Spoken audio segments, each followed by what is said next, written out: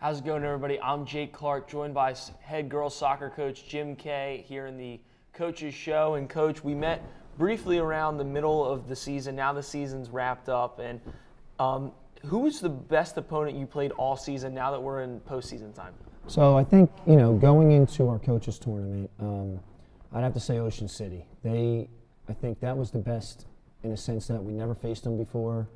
All the teams on our schedule this year we've seen in the last couple years, whether it's a scrimmage, whether it's a game, and I think just the unknown of Ocean City coming in with such a dynamic of players and unbeaten at that time was probably our toughest opponent in my opinion. Now, we talked to a couple of the 4 or 5 girls separately, and they all said immediately it was Cherokee. Now, why do you think that they picked Cherokee, but you're picking Ocean City? So I think with Cherokee, I think Cherokee was probably more of a well-rounded team in terms of their 11 players. I think that there wasn't many weaknesses out there. It was a first-round game for us, and I think the loss last year probably reflected some of that. They knocked us out of the coaches tournament last year with a 5-0 loss, and so I'm sure a lot of that was on top of their heads. But I felt pretty confident with that game just because I knew, like we said, we knew a lot of the players. There was a comfort level there, and I thought if we can get past that, and we knew Kingsway, if we could figure out a way to get past them, then the real test was going to come. And you mentioned Kingsway there, Coach. Talk about some of the things that went right for you guys to get a come-from-behind win on the road against Kingsway. Yeah, I think that the girls, I just think determination in that game. I think that they really gutted out a performance there. We did a great job of getting some set pieces, of which we've been strong on all year. And, our defense buckled down in that second half. It was just a matter of, being down 2-1 so late in the game was going to be a little bit of a gut test to see what we had in the tank. And it's the end of the season. You're playing conference games, coaches games, but the girls really stepped up. They showed that they had something left. And then they moved on to play who you thought the hardest opponent of the season was in Ocean City. You guys came from behind. You were down 2-0 at halftime, won the game 3-2. What were some things that really helped you guys and then moved on for the rest of the season? So again, I think with that game, both teams were undefeated at that point. Probably, arguably 2 of the top 2-3 teams in South Jersey, and not having seen them. I mean, I've never played Ocean City in my career, scrimmage or game. So I think that was tough. We knew the scorer up top. We've had some experience with her growing up. Some of the players have played against her. We knew the dominant performance that she brings to the table each game. They have a great central midfielder.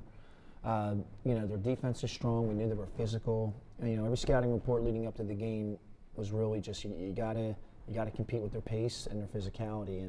And I figured just the unknown was going to be one of the bigger obstacles. And then eventually you guys moved on, faced off against Eastern, won in penalty kicks, and are the first team in school history to win the Coaches Cup for the girls. How did this entire Coaches Cup experience prepare you guys for the Group 2 playoffs? I think it was amazing. I think that you can't ask for a better Final Four games leading into the playoffs. The way our schedule was set up this year, I think the difference in last year and this year was we kind of set our schedule up with the anticipation of maybe going further and hopefully going further. I felt like last year's schedule we had, I think at one point we ended up playing 5 games in 7 days, including coaches games, and I think that really beat up at us a little bit, and it showed. This year's schedule allowed us, recovery time. We didn't have to double up games. Our conference schedule was done, and we had sealed that up. And I think I told the girls playing these 4 teams leading into the Group 2 playoffs is, probably the best preparation you can have, because you're not going to see many teams consistently that bring the same effort as these 4. And then it was the second round, but your guys' first game in the South Jersey Group 2 playoffs against West Deptford, a commanding 5-0 win. What went right for you guys in that game? So I think that, one of the big fears was being off. That was something that we thought about. Hey, we're going to have to get the engine restarted. We had 7 days, almost 8 days between games, and the girls, West Deptford came out strong, probably first 7-8 minutes, but we got an early goal, and I think that was the key. I think getting that early goal off the set piece from Ireland kind of woke us up, got us going, brought some energy back, and then we finished off 2 more in that first half. And even that early 4th goal that we immediately got in the second half from Monty was huge, because I think any hope that West Deptford maybe had of saying, hey, if we can get a goal, get back into this change the momentum, that 4th goal erased it. So Shot good shots on target. I mean, Jordan Baker's goal was unreal. Back post off the post there. And just we put target balls on net, which was great. And then defensively, you guys played as a unit really well. Talk about how important it is for the girls to play as a unit and not be over-aggressive. Yeah, I mean, that's been huge all year. From Maddie to our backs, we talked about how each of them kind of possess a different strength, whether it be speed, whether it be strong in the air, whether it be the ability to win a 50-50 ball. And I think when we, contribute those attributes together and play as a unit, we're tough. It's hard to get by us. But we know going into this now, like, our talk has been every game's going to be tougher. And every game we have to kind of turn our dial up and play better and play smarter and do the basics better. So that defensively, yeah, we rely a lot on those girls back there to help man down that back end so that our forwards can try to get up and attack. And then in the middle of the field, you guys really controlled the middle and controlled time of possession. Is that something that's really important to you as a coach? Yeah, it is. And we knew, like, with the West Deptford game, I mean, they had tried to mark our middle a little bit and see if they could put one of their better defenders on Ireland, maybe to slow the play, to slow transition, and, her ability to get the ball up. And we had other kids step up. I mean, I thought Morgan was dominant in the middle. Shay played well. Jordan played well. Adriana Zazada. I thought we said collectively as a group, we want to get good possession in there. All those girls I just mentioned have the ability to serve great balls, to play great balls up, to put balls on target. And, that was big. We needed that there. And even in this game today, like, we're really going to need a good middle performance against these guys to get some opportunities. And then last question about the West Deptford game. Some of those goals seem to just float over the hand of the keeper. They seem to be more crosses towards the net. Do you think the wind played a factor on some of those goals? Yeah, I do. I think, like, with our field being so open and, sometimes just getting the ball up high can shift that ball in the air, and it makes it difficult. I think in the girls' game, you find with keepers, it's the higher ball is a tougher save than it is in the boys' game. And generally, male keepers are taller. They may have a little bit better spring, whereas we're fortunate because we have Maddie who can cover the whole net, both width-wise and height-wise, but that's a tough shot. I mean, it's a tough save for goalies to make, and we always say if we get a ball up high, to follow it as well. You're going to get a tip, you're going to get a crossbar, so there's a good chance a rebound's going to come because it's a tough ball to handle. And now looking forward to today's game against Cinnaminson. This year they're 15-5. 2 years ago they ended your season. Are you treating this as a revenge game? Yeah, I think definitely the girls. We joked about redemption. Like we kind of talked about this is a redemption tour for us. This playoff. Every year we discuss the 6-game season, and that's playoffs. If you can go 6-0, you're a state champion. And the goal is to just continually, press towards that 6th win. And fortunately this year we're in a 5-game season because we had a first round bye, but. We jokingly have labeled it the redemption tour because we want to get to what, further than we got before. We want to attain that, hopefully that South Jersey Group 2 title and, maybe get a chance to go on for the big title. And now looking at today's matchup, what are some things that were thrown into the game plan that are specifically put in to counter the Pirates' attack? So, I mean, with Cinnaminson, I mean, they have a very good offense. They've scored a lot of goals this year. They have 2 quality players up top in Costin and Moore, who have speed, who have good skill. I think with them, they play good soccer. They're possession-oriented. I think with us is we're older. Like the one thing you see with them, they're a younger team in terms of where their star power sits a little bit. And I think experience, I think physicality, I think our strength and size, I think those are going to be key aspects today to get out and win 50-50 balls, to win our position area.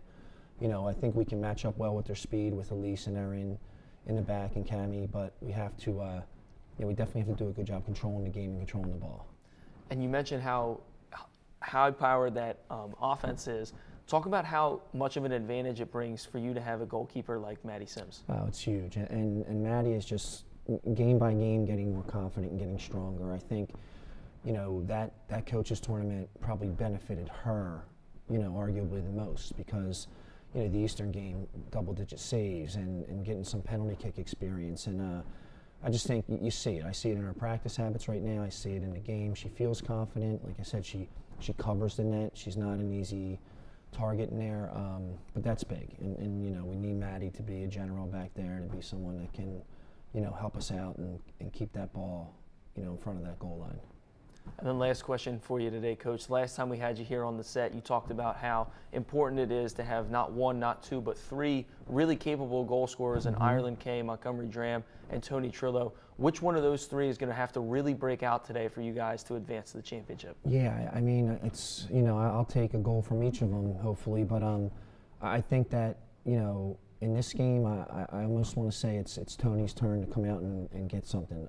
She's been plugging. She's been working hard. She's had a little bit of bad luck with the finish, but Monty did great yesterday in the game the other day against West Deptford, and I thought she was going to have a good game. It was our first game playing them. She created tons of chances, but just couldn't hit that net.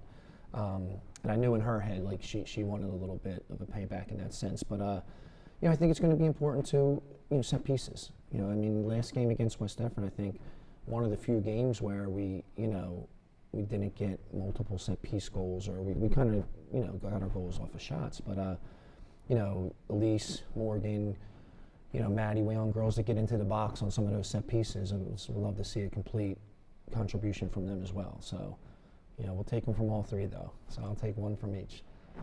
So that's going to do it here for this Coaches Show. Again, I'm Jake Clark, joined by head coach Jim Kay. Thanks for tuning in with us, and as always, go Knights.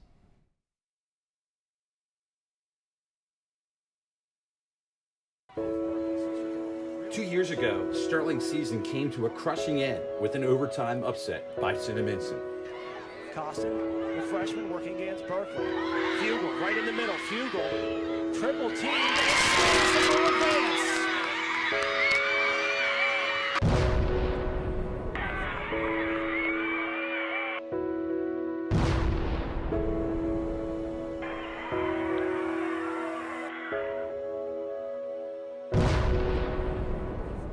But this season may be the year of the Lady Knights. Here's the shot. And it's good! Jordan Baker has done it! The shot of her life, and the Lady Knights, for the first time in their history, has won the Coaches Cup Finals. The Lady Knights team is the best in Sterling history, being undefeated and in the middle of a dream season, winning the Coaches Tournament and being #1 in South Jersey. Today, the upperclassmen try to erase the demons of the 2021 season and earn a spot in the South Jersey Championship game. The South Jersey Group 2 semifinal is up next here on Sterling Channel 19.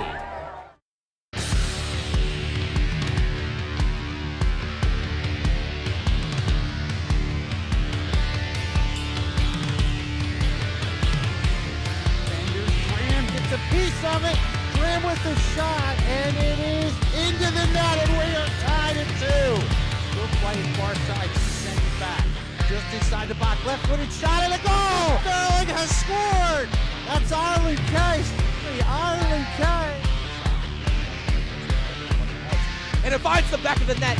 Sterling scores. Easton's ready. Here's the shot. And swatted away for the shot of a lifetime. Jordan Baker. Here's the shot. And it's good! Jordan Baker has done it! The shot of her life!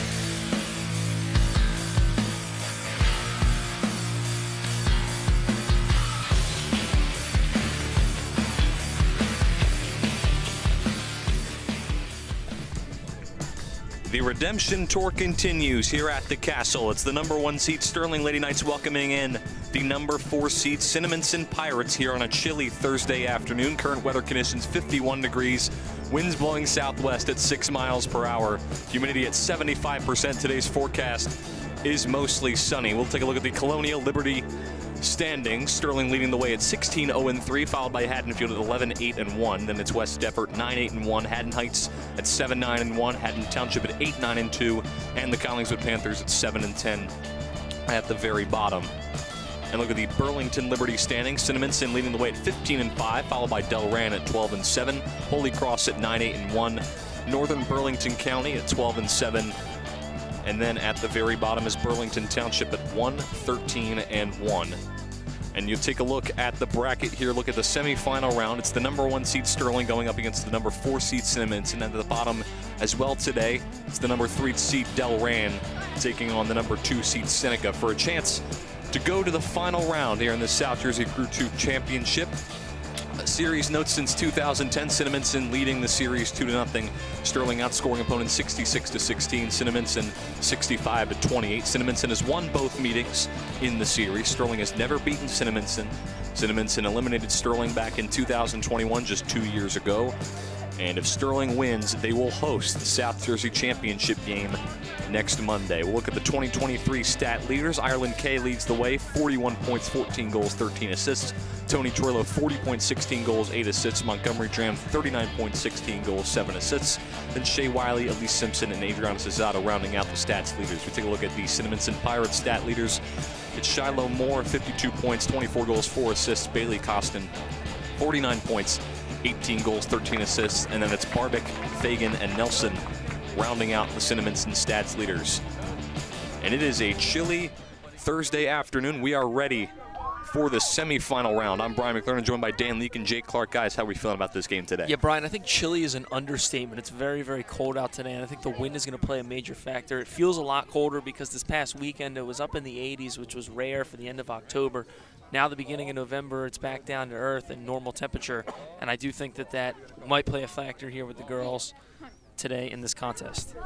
Yeah, and I'm pretty excited. I mean, some of these girls are playing with a little chip on their shoulder. As we saw in the opening, they took the L, I guess you could say, 2 years back, and some of these girls still remember that game. I mean, Ireland K was playing as a freshman at that point. Erin Quinn, let me get the name here, Shea Wiley were playing as, they were playing as sophomores, so it'll be a very interesting matchup to see if Sterling can finally get Cinnaminson, or will they take the L. And for this senior group, their freshman year, the Lady Knights were bounced by the West Deptford Eagles in the playoffs. Their sophomore year, as we mentioned before, they had lost to the Cinnaminson Pirates. And their junior year, they were eliminated by the Seneca Eagles.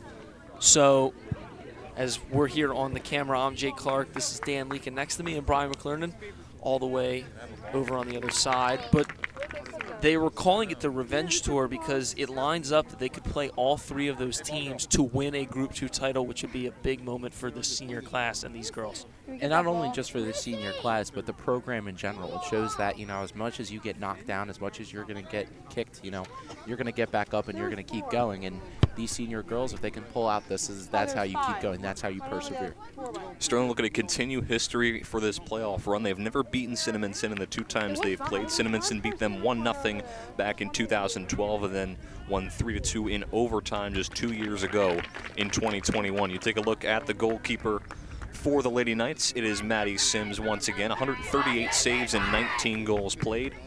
Take a look at the huddle there for the Lady Knights. Just a bunch of playmakers in that group that has taken them pretty far. Hopefully they can continue this playoff run that's been so successful. And Sterling has so many playmakers, but on the other side of the ball, as we're taking a look at here, Cinnaminson, their 2 big names, as we mentioned in the coaches show, Bailey Costin, who has 18 goals, 13 assists, 49 points, and Shiloh Moore, who has 24 goals, 4 assists, and 52 points. Those are the 2 girls that Sterling's going to really have to look out for in this matchup. And I think the thing that when you look at these rosters, Sterling is a very senior and junior heavy team. The Cinnaminson team has a lot of sophomores, so for them to be this young and this good as a 4 seed in Group 2, look out for Cinnaminson not only in today's matchup, but in years to come. And the keeper today for Cinnaminson is Nora Quinn, 179 saves in 20 games played. Very talented keeper for the Pirates as well. But we are about ready to get underway.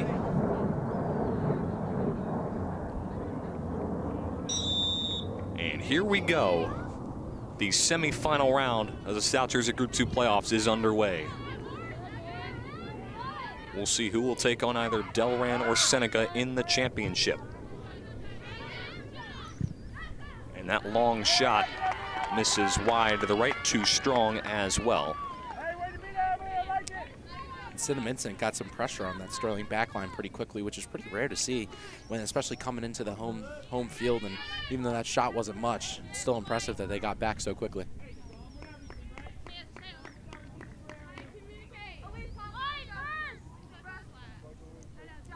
So this one booted away. Sent upfield for Dram, takes a bounce. And here's Wiley, sends it over to Dram. She's got some space. Makes a cut, gets tripped up. And the ball is stripped away. Cinnaminson takes over possession-wise. Nice job by Dram. But it goes out of play. It'll be a Cinnaminson throw-in. Throw in along the near side. Crosser toward the middle. Chance for Cinnaminson to strike first. That one eventually booted away by Jordan Baker. And this Sterling defense is very talented, but if Cinnaminson keeps getting good possessions and good runs at the net, they're eventually going to give up a good look. And it doesn't matter how talented your defense is, it's how much pressure you put on that defense. And if Cinnaminson keeps putting good pressure, watch for them to strike early. And not only that, what we've seen teams be successful at doing is applying pressure early, and that's exactly what Cinnaminson's doing. They're getting into Sterling's defensive line early, which is good for the rest of the game because they've infiltrated now, and now they can just keep pounding. So Sterling starting in Cinnaminson territory for the first time today. Here's Montgomery Dram, takes a shot, goes right into the arms of the keeper, Nora Quinn. This was a great possession. Nice move by Trillo on the outside. Nice job by Dram, who jumps around two defenders to maintain possession with that ball and gets a shot. And good job by the Lady Knights getting a shot on goal, getting offensive pressure, and hopefully they can continue that throughout this game. Terrific boot by the keeper, Quinn. Crosser toward the middle. Simpson plays it nicely and boots it out towards the midfield mark. Goes off the head of Dram. Takes a few bounces, kicked back by Barbic. And here's Dram with the offensive pressure, makes a move, trying to cross it over for Troilo, but Quinn will get there first. Take a look at the replay here. Yeah, we're going to take another look at this here. Ball was sent in the box, but just a little too far and ended up in the arms of Nora Quinn. Takes a couple bounces. Skied in the air by Wiley to the far side.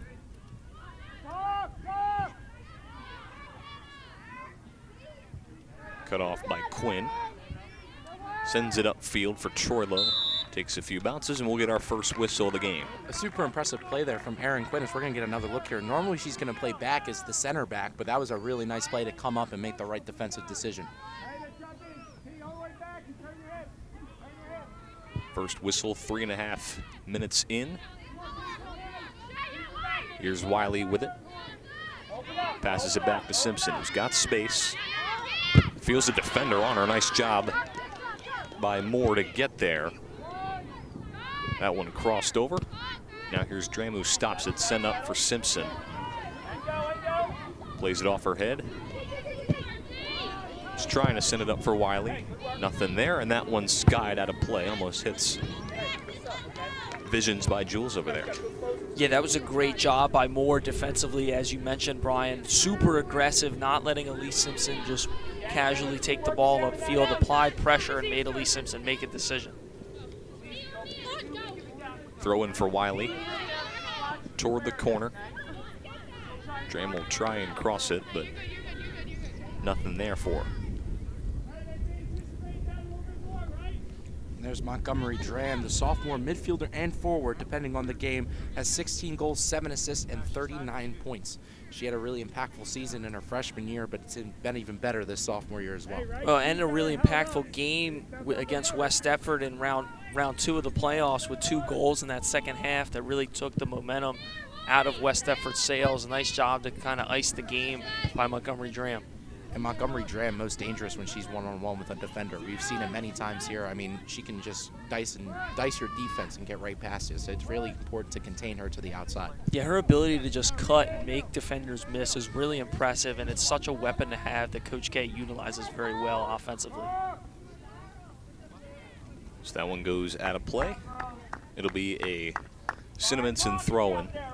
And when you look at Cinnaminson's record at home and on the road, they're 10-0 at home, but 5-5 on the road. So when it comes to playing on the road, it's definitely a challenge for them.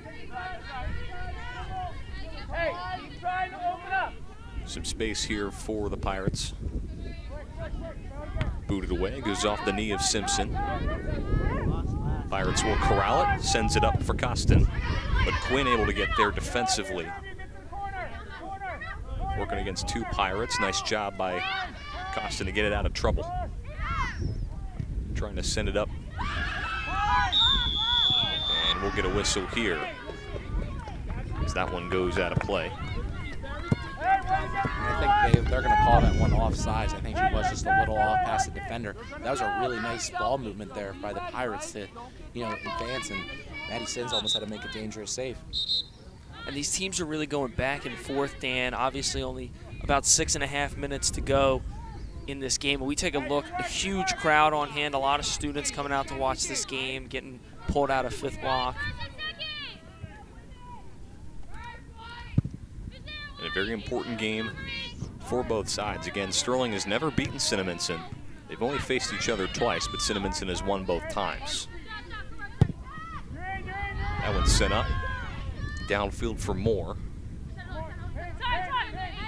Simpson with it. Passes to the outside for Wiley. Back to Simpson. And that pass just a bit too far up for Wiley. So it'll be a throw-in for the Pirates. We've got a message from Mr. Sheehan that voting and nominations for the class of 2024 Athletic Hall of Fame for Sterling High School is now underway. So contact Mr. Sheehan if you have anybody that would meet the qualifications to be nominated. Also wanted to wish Jack Whalen, the grandparent of Maddie Whalen, and Reagan Sheehan a speedy recovery. Mr. Whalen rarely misses a game, and we know he is tuning in today rooting for these Lady Knights, so a shout out to him. Also a shout out to Maddie Whalen, a happy birthday message over to her. That one crossed over for Troilo, but a bit too strong. She'll now do a one-on-one and get it stolen away. So Cinnaminson working on the far side. That one's sent up. Here's Costin, takes a crosser, and it gets by and will roll on out of play. This is really rare to see. I mean, teams getting pressure on Cinnaminson. They're doing a real, or not, excuse me, not Cinnaminson, on Sterling. They're doing a really good job of trying to pepper some shots and get some opportunities on Maddie Sims. Yeah, and I think that when we talked to Coach K during the coaches show, he talked about how good this Cinnaminson offense is and how the defense is going to have to step up a lot here today. In that West Deptford game, it was really all Sterling. Sterling controlled time of possession, but this game is going to be a lot of back and forth, and the defensive unit is going to have to step up. Here's Dram trying to make a move. Gets it out to Wiley. She'll send it up for Troilo. It takes a bounce, trying to keep control with it. Pass back to Kay. Nice job by Cinnaminson's defense to take it away and sends it downfield for Moore. Moore looking to get some space, gets by Quinn. One-on-one. Here's a chance. And the shot is in. Finds the back of the net. And Cinnaminson takes a 1-0 lead. Yeah, great move by Moore to get by Erin Quinn. A nice job and a burst of speed. And she was all alone, and Maddie Sims tried to come out of net and stop it. Left the net wide open for Shiloh Moore. And that was just really talented footwork. I mean, normally you're going to see that ball come in from the defenders, and it's going to bounce and hop over, the offense's head. I mean, and before, obviously, she made this great play. It came in, but she controlled it and got past Erin Quinn and Maddie Sims. That's something we haven't seen very much happen to the Sterling team. That was a really impressive shot by Shiloh Moore, showing how great she is. Well, and this Sterling team is a come-from-behind team. We saw it all Coaches Cup, and this isn't something to be worried about. There is still a ton of game left for the Lady Knights to come back and tie this one up and even come back and win it. And I would like to, give a good shout-out to the Cinnaminson bench. I mean, they have brought the energy here. They were cheering, yelling. They're doing a great job of trying to even out the momentum of being away right now. And again, as I mentioned, they're 5-5 on the road, so obviously when it comes to them playing at home versus away, being at home is their big advantage. But Jake, as you said, you're right. Sterling is a come-from-behind team. We saw that throughout almost the entirety of the Coaches Cup. Never really having the lead for very long, and now trail it thanks to Shiloh Moore's 25th goal of the year. And I think that this girls team is a team that doesn't quit. If they get put in a situation that isn't in their favor, they try and make the most of it. And obviously their record reflects that. They haven't had a loss all season. They've really battled, and a lot of battle-back wins in that Coaches Cup, as we had mentioned before. Here's Troilo with it. Working against a few defenders, trying to win a race here. Going down the far side. She's still with it. Troilo looking to eventually cross it over. We'll just pass it back to Baker. Baker with a move. Baker with a crosser toward the middle, looking for Wiley. Wiley's got a chance, gets kicked away for a moment. Here's Dran. Dran moving towards her right, takes a shot off balance, and that one can't sneak through, just takes an awkward bounce. Hey, Yo, good try, Mont. good work. And Better work. Come on. Let's go. Yo, Lee, And this is the here, moment. Shea This Wiley is what we collides with talked another about. player. When It we're hits the off ball, her side, recognition and it hits of the where defender she in the is, right? face. Doesn't mean We're you gonna take Sean yourself Plinko and check be her the out right place now. to be there, But also that to entire respect her offensive speed, drive is something I recognize wanted to where she is. mention here was made Okay, from she cannot Tony go for it. Troilo. I mean, she sped up across the far side and did a really good job. So we're going to take a look here again at the replay, but specifically Montgomery Dram's shot that was super close to getting, or excuse me, that was Tony Troilo's shot, super close to getting into the net. But she made that entire play. She did a really good job of taking it on the far side all the way from midfield to the opposite flag. That was really impressive. Yeah, it was very impressive. We're going to take another look at this one more time. Just takes an awkward bounce. Look at the bounce that this shot takes here. Montgomery Graham's going to send this one into the box as a shot, offline, right there for Trillo, and watch this bounce that it takes. It takes a bounce and just goes at a 90-degree angle out of bounds. And overall, as Dan was talking about, very impressive for Tony Trillo to speed up the sideline. And then she needed some help. Help finally came. The Lady Knights were able to manage a possession out of it. Just a very unlucky bounce that allowed for this game to still be 1-0 Cinnaminson. A boot on a line by Quinn. And I think that offensive possession is going to be something that is looked at the end of this game as maybe a what if, what could have happened there. Still a ton of time, though. Here's a shot from Dram far out that'll miss to the right. But I think that offensive possession, what Jake was talking about, is a really good start for the Lady Knights. I mean, they're trying to find what they're going to do offensively so far, and I think that's a good shot of what we're going to see for the rest of the game. I mean, and obviously a team that they're not familiar with in terms of facing them. I mean, they've only faced twice since 2012. And a whistle right there. It'll be against Cinnaminson, so a good chance here for the Lady Knights. Yeah, this is a set piece here, and this is something that the Lady Knights have really been excellent with all year, and hopefully they can convert. Shea Wiley looks like she's going to take this free kick. And on that, Jake, I mean, they're good at everything. They're good at these free kicks, corner kicks, and let's see what they can do here. Booted away by Wiley. Goes off the head of Troilo, kind of loses it, and goes out of play.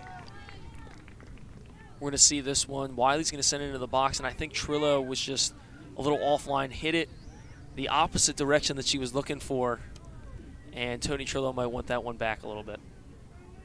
She's doing a great job on that far side. She did a really good job of speeding up and getting Sterling's offense some momentum.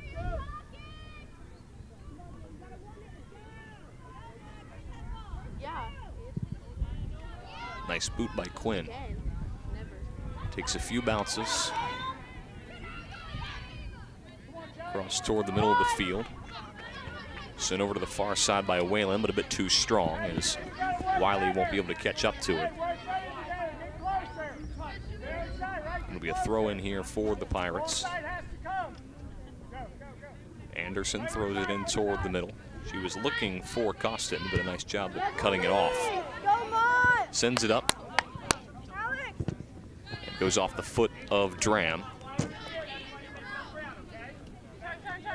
Attaboy, Jake. Way to get there. Making a nice play. Just had to keep it in front. Thankfully, it wasn't one that I had to catch. Some of our other commentators, Connor Strauss, struggle to catch the ball when it's coming their way, but Don't say that too loud. He'll come out and yell at you. Well, I think I hear him stomping out here. Or I might hear him. Oh, Yep, oh, here there he comes. is. Uh-oh.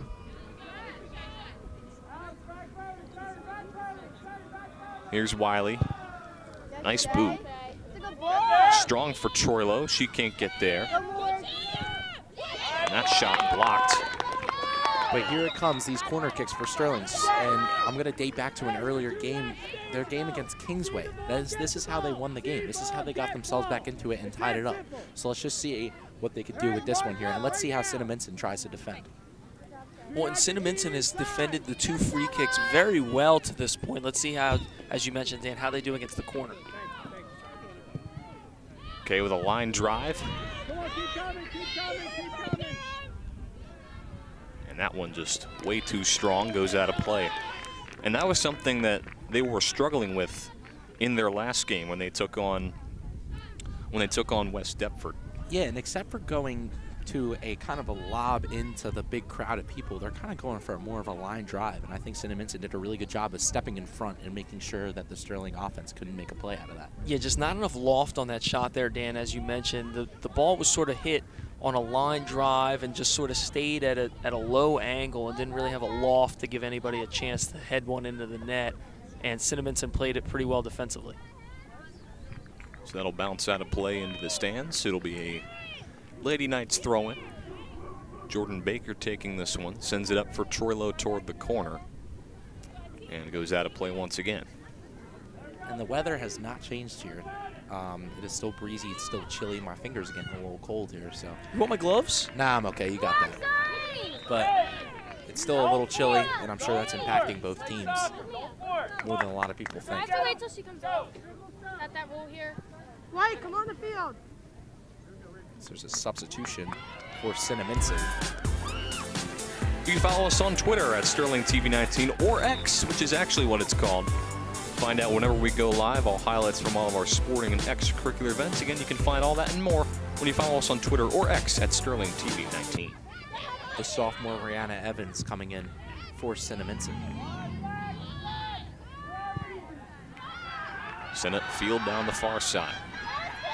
Nice job by Revedas to get there defensively. Sent back upfield. Moore with it. Moore looking for some space. Crosser toward the middle. Nice job by Chestnut to cut it off. Baker working with it, trying to send it up, takes a fall. And it'll be a whistle going against Cinnaminson. And that was a good run there for Cinnaminson. And as I mentioned earlier, the Sterling Lady Knight defense is very good, but it's only as good as how much pressure it can handle, and eventually too much pressure is going to let a goal in. There's already one in for the Pirates, and that almost was a second. Good run for Cinnaminson's offense. Here's Zazada working with it for the first time today. It's taken away from her by Hymanson. Simpson sends it up for Zazada, feels pressure from a defender. Pass over to Dram. Zazada trying to cross it over. Sent on a line upfield. Chestnut with the defensive pressure, but Costin gets by her. Cinnaminson looking for something here offensively, looking to add on to their 1-0 lead. Approaching the halfway point in this first half.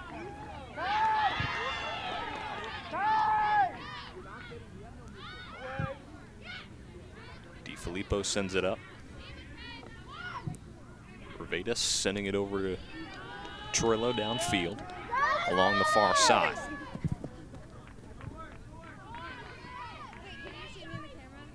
Revedas trying to get it to someone but cannot.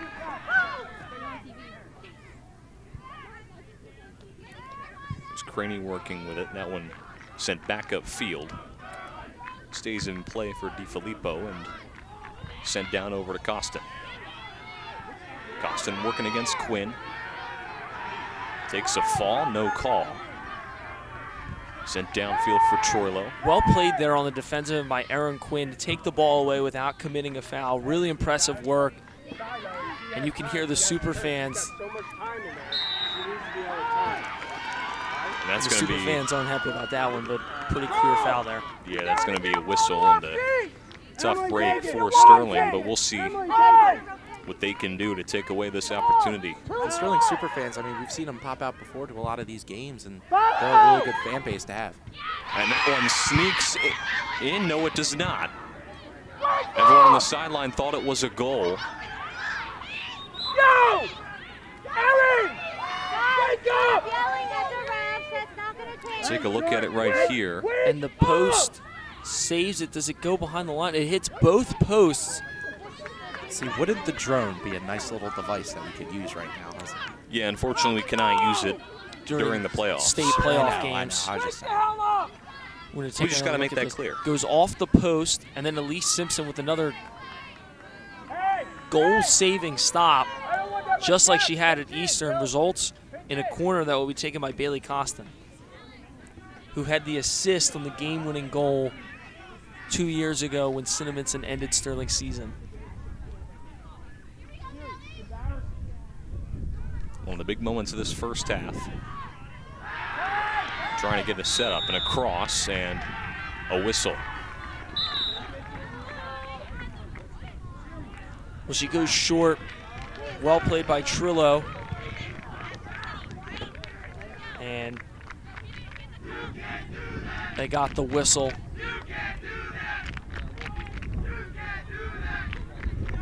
And we're going to take another look at this.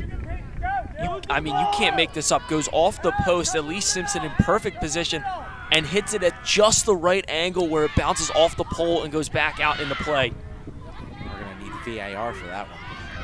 Nice job to Quinn to block that shot. That one sent out of play toward the Superfans. And just in case no one got that joke, VAR is what they use for FIFA World Cup and in the MLS games to review plays. And that one was a close one. I think we could have used that one for that one as well. And we're going to look at this one more time. You saw it quick right there. We're going to take another look at it right now. All right, here it is. You see it gets bounced around. Shot comes in off the post. And then Elise Simpson, it's really close. I know in soccer it has to be entirely across the line. And I don't think that it was. I don't think that it was either. It was maybe by, like, if you put a penny in between the ball and the line, that's probably how we've seen some some crazy things going on here today between the bad bounce on the shot by Tony Trillo and then off of both posts. This has been a crazy one, and we're only about halfway through this first half.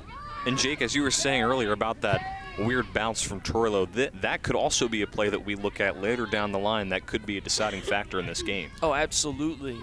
If that goes in, Cinnaminson's up 2-0 very early.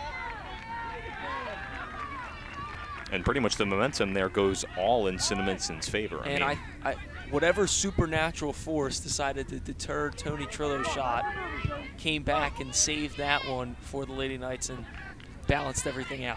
I would like a word with that supernatural force. That one skied high for Trillo, takes a tough bounce, sends it over to the far side. Too strong, goes out of play. It'll be a Sterling throw-in. Quick one for Wiley, trying to send it for Trillo, but it goes out. And what I noticed differently compared to the other playoff games we've seen here, Cinnaminson definitely has a crowd that's shown out for them. I mean, a couple students are even out here cheering them on.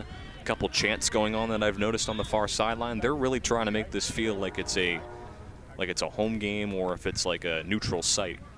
Yeah, and it looks like they're standing up on the benches over there, and there's a group of a couple students, not as many as the super fans, but they're out here and they're supporting the Cinnaminson Pirates, who have had a tremendous season, 15-5. And not just them, you're going to hear a lot from the bench beside us as well. They're hyping up their girls as well, and they've done a great job, as I mentioned earlier. So Cinnaminson able to keep that one in play. That's crossed toward the middle. Sims trying to send it up, but nobody there for Sterling. Booted downfield, goes off the head of Sims. Looking for Trillo, skied in the air. Sims takes a fall. Now here's Dram. Dram working against a few defenders, trying to win a race. Here's a far shot. And we'll miss wide to the left. Could have been across to Troilo, but either way didn't work out. Yeah, too much curve on this one here that just takes it away from the net. Starts left, continues to go left, and just offline from Montgomery Dram there. But good job by the Sterling offense getting pressure and trying to work back to tie this game at 1. Yeah, not only do they need to work back and try and tie this game, they need to work back and get a little momentum back. They kind of losing their wheels a bit after, you know, the close call from Cinnaminson, and I think they got to get back on their high horses and get running again. Still a lot to be played, even in this first half. About a little over 15 minutes unofficially, plus we got a whole other second half of soccer, so still a lot to be played. This only being a 1-0 game is definitely beneficial for the Knights right now, but still playing from behind, something they are used to, especially when looking at games in the Coaches Cup.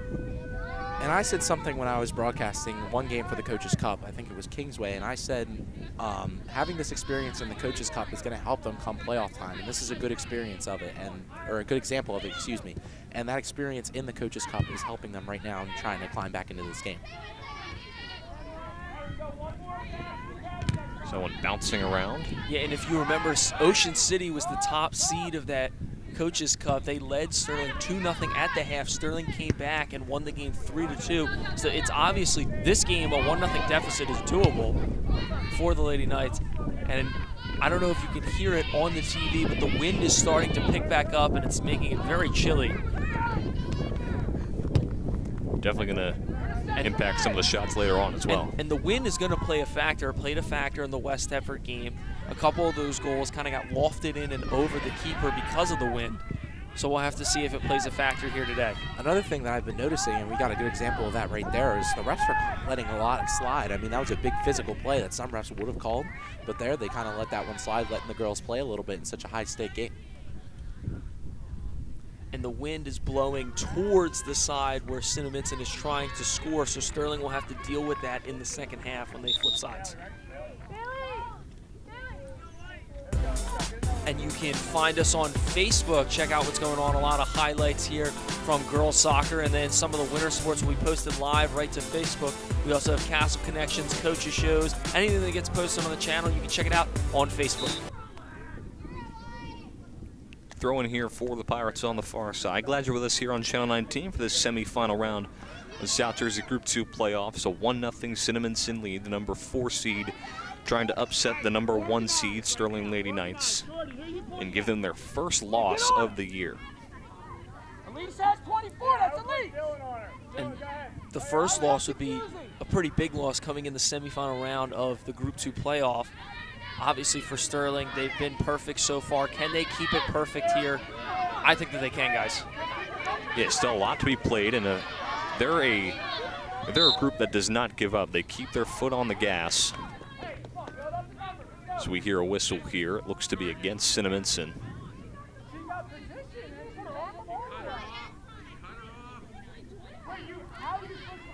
And both sides seem confused by the whistle.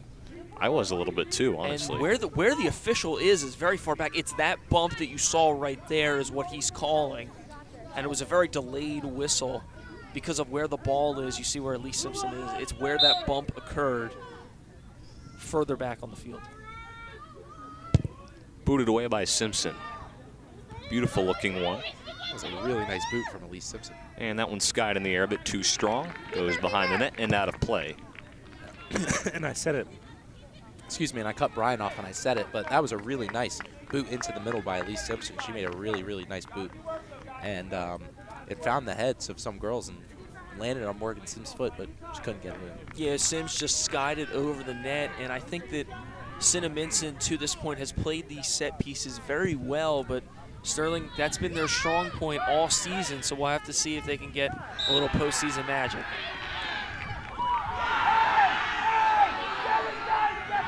And a lot of pushing and shoving at the end of that play. You see clear foul there on Maddie Whalen, and then Morgan Sims with a push at the end of the play.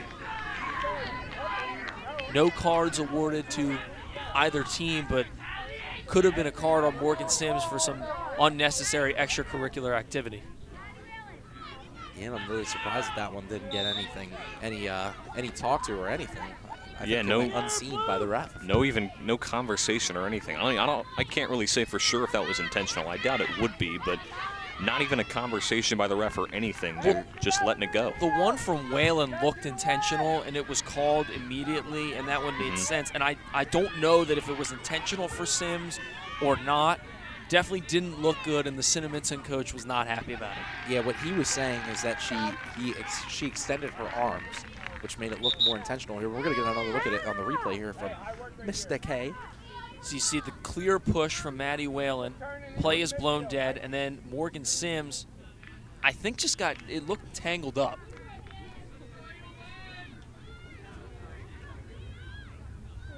Just looked like she got tangled with, I believe that was Megan Nelson for Cinnaminson.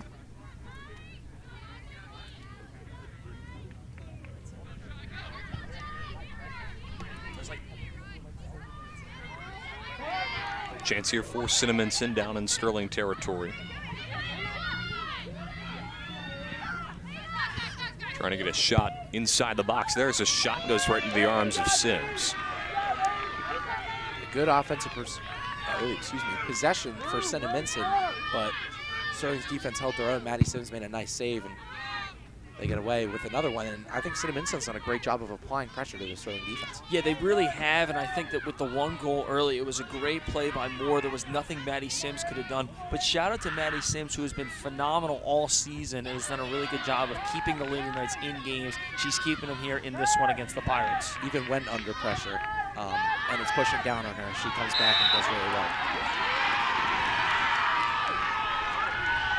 And another whistle against the Lady Knights, and that one I don't necessarily agree with, but again, my opinion doesn't matter. Yeah, it always matters what the guys in the highlighter shirts say, the guys and girls in the highlighter shirts. Brian always says it, and I agree.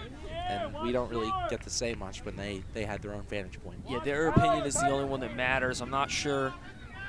I'm just going to come out and say it looked like a flop to me. I don't know about you guys, but it did look like there was a bit of extra dramatics. And you can check this game out on YouTube if you're watching it on cable. All of our live streams will be put onto YouTube, and you can watch them back afterwards.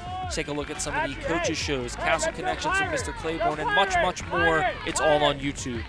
Go Pirate! Pirate! And the line, coaches' show hosted by our very own Jacob Clark. Yeah, today was a good one with Coach Jim Kay. He's always a pleasure to have on set and in the studio.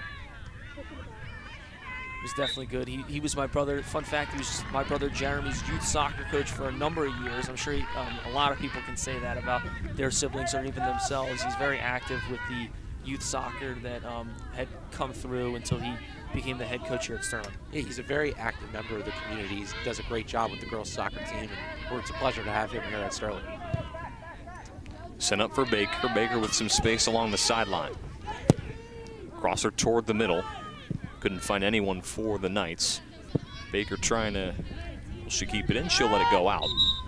It'll be a throw-in for the Knights. And it just looks like Sterling's getting chances, but there's not enough other players up the field. The one run that they had, which was their best chance all day, for a while it was just Tony Trillo, who raced by 5 Cinnaminson defenders, and then they finally got some help, and she tried to cross it in. Sterling looks like they're getting one player up the field, but not enough to where they can do any damage.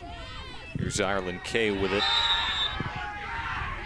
And a whistle here, and it will go against Sterling. And Sterling getting a little undisciplined here. We're seeing a lot of shoves and pushes. They got to get back into their mode. And that was a very intentional shove there from Ireland Kay. But they got to get back into their mode and get back locked in, because after that one goal, they've been very frustrated. And they're showing frustration, and that is letting Cinnaminson know that they have an advantage here. Sterling is not going to be playing their best soccer. Sterling has to focus up, settle down, and play their best soccer here. So here's Troilo trying to send it over to Dran. That pass a bit behind, so Dran going to go back to it and gets it taken away. And this is a high-pressure situation, but you've already dealt with high-pressure situations before in your entirety of the Coaches Cup run, and I'm not exactly sure why the Sterling girls are getting this amped up. Maybe because it's a game and they call it their own revenge tour, I'm not quite sure if that has something to do with what we're seeing on the field right now. Well, a lot of these girls had to sit through that and watch that happen. I mean, that one play that ended their season 2 years ago, and they don't forget. So that's one of the things that you got to think about, and a lot of these girls are very emotional over this game. Yeah, but it could also be the Cinnaminson fans showing out today that they haven't really been used to in the playoffs as much. They've used to been having their super fans have the advantage in terms of supporters coming out for the teams. But as you saw right there, we got some barking going on the far sideline as Simpson was trying to get the throw in. And I think that's just something that you're going to have to deal with. If you're going to keep playing into the postseason, you're going to come across fans, opposing fans, hecklers, and that's something that just has to be dealt with for these Lady Knights, and I think they're good enough to handle it. That one's set up downfield. Quinn toward the sideline. Finds Simpson. Simpson working with it, sends it up a bit too strong for Troilo. Troilo able to get it. Tries to corral it, sends it for Dram. Gets by Dram. Booted away by the Pirates. Simpson trying to send it up. And that one out of play off the foot of Troilo. About 5 minutes left in this first half unofficially. Cinnaminson with a 1-0 lead.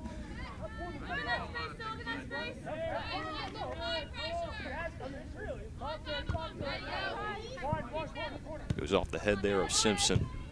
Sims trying to set it up for Troilo. The pass is cut off. And I think that the reason we're looking at the score is the way it is obviously the great run by Shiloh Moore. Here's another chance for Moore. Cleared away, goes off the foot of Quinn and out of play. But I do think that it's just because of how well Cinnaminson has done controlling the middle of the field. It seems as though when Sterling gets their runs, they don't have control of the middle of the field. So Sims plays it on a few bounces. He's able to corral it. And here's a nice shot from Cinnaminson offense. You know, again, as Brian said, played a few bounces and then corrals it. But Jake, you are right. I mean, I agree that Cinnaminson has controlled the middle of the field. That's something normally Sterling's really good at. But Cinnaminson's had their number today and has done a great job of applying pressure if need be and controlling the midfield. Good set piece here for Moore. Moore looking to cross it over. There's a cross, goes off the knee of Chestnut. Sent up for Troilo. Zada the pass back to Sims. Sims sending it upfield. Gets by the defender, Horner. Sent toward the far side of the field. And it'll get past Revatus and go out of play.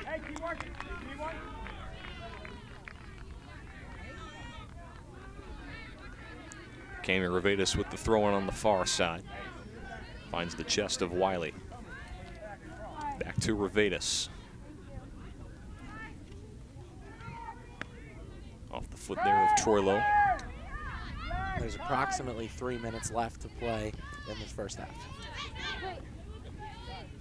Zada finds Troilo. Troilo working with it on the near side. And it will go out, so it'll be a Sterling throw-in. See, right there on that run, it looked like it was just Trillo and then a sea of white jerseys. Doesn't look like Sterling is moving up offensively as a unit. They're just trying to let their strikers run, and there's no help. As we look at something that could help you out, following Sterling TV 19 on Instagram. A lot of great things on the Instagram there that Mr. K likes to throw up. So check it out at Sterling TV 19 on Instagram. Find behind-the-scenes images of all of our events here on Channel 19. And again, the next TV game, if the Lady Knights do win it, would be this Monday. A win for the Lady Knights would mean they host the South Jersey Group 2 Championship game. Dram sending it up, goes by Kay.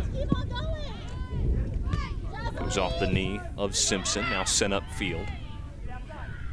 Almost nobody there for Cinnaminson. And Cinnaminson has played so well on the defensive end. They've really neutralized any effort that Sterling has had here in this first half.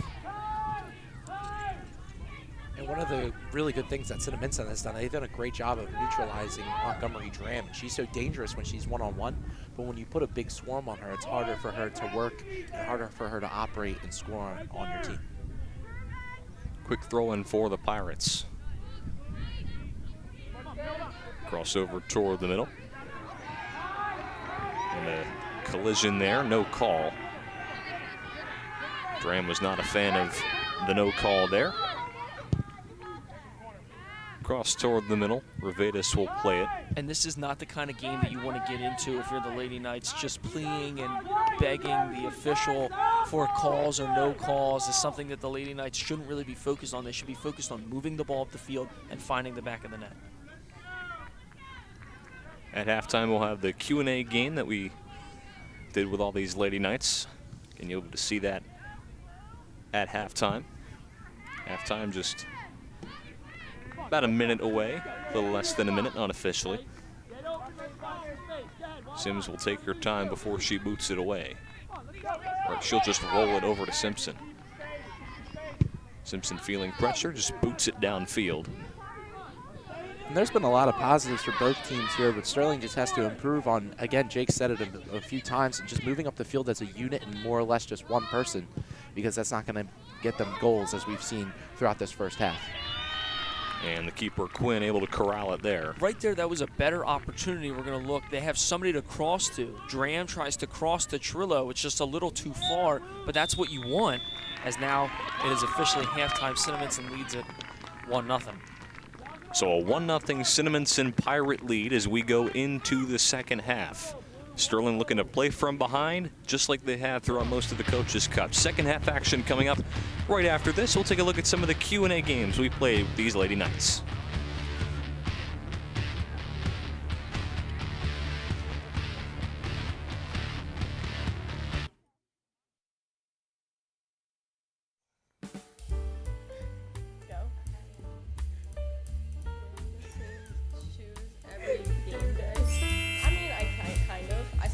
That's correct.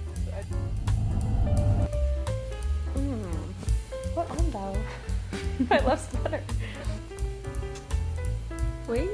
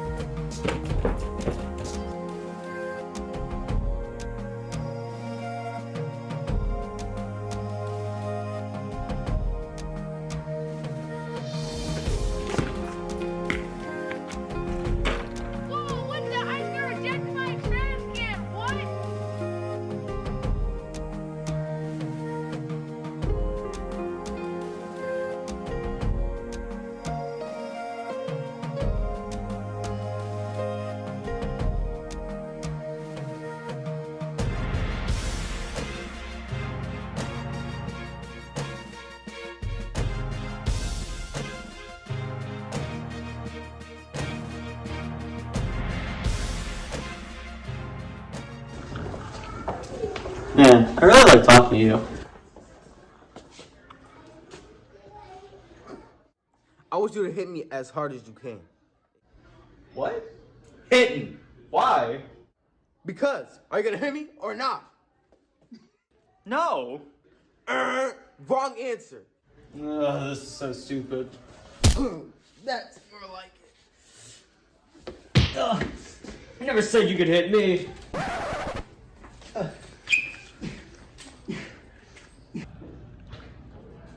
What is that guy fighting? What's your name? You never called. Tyler. Are you from Fight Club?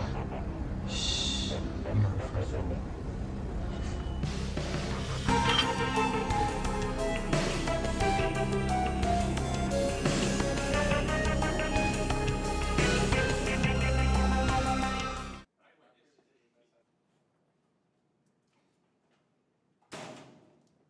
Where were you? You were supposed to meet me at my locker. I had to get my books. Let's go. Where are we going? Don't worry about it.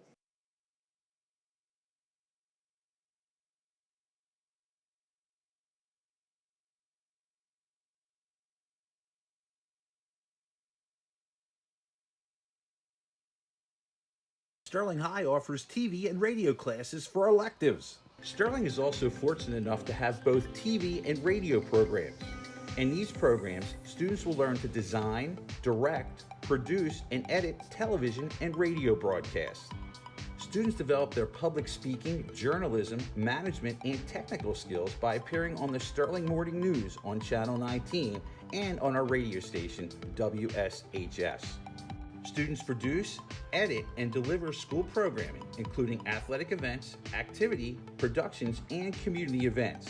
If a major in communications is in your possible future, Sterling High School offers opportunities not available in most high schools across South Jersey. Make sure you take a TV or radio class elective today.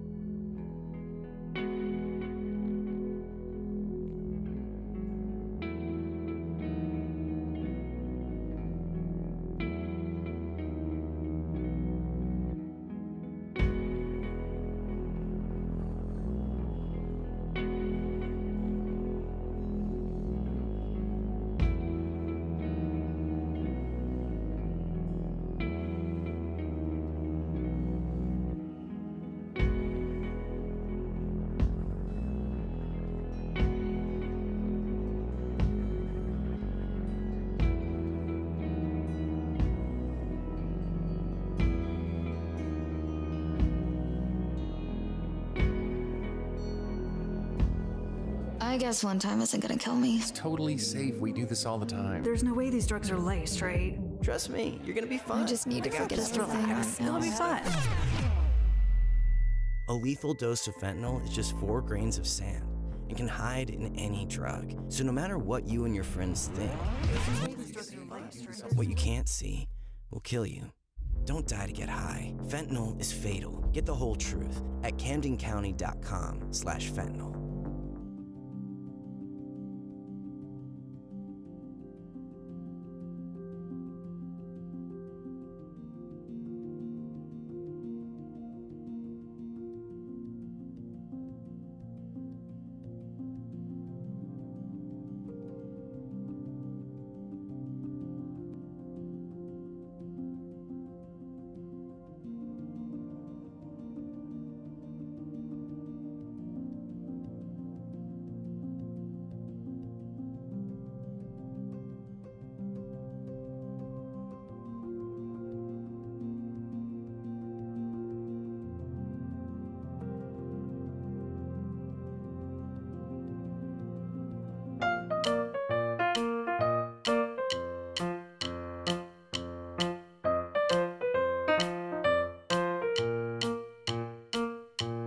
Guys, put your IDs on.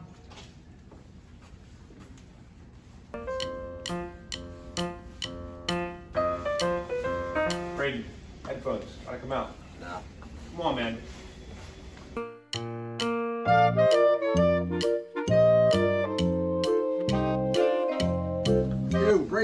You know you're not supposed to have your jacket on, man. Come on, take it off. Put it in your locker. No, I'm okay.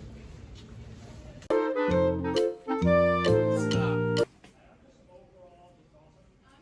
You have your jacket on, AirPods in, and no ID. Go to internal.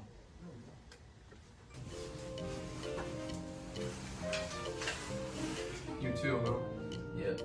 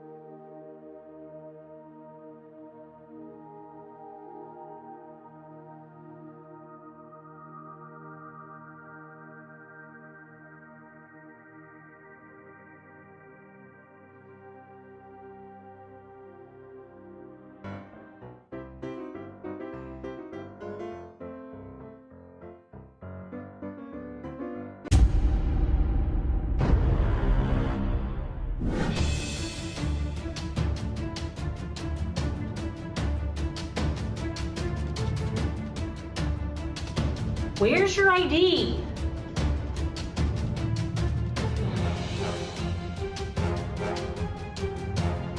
Hey, oh, stop, wait a minute. Put that hood down.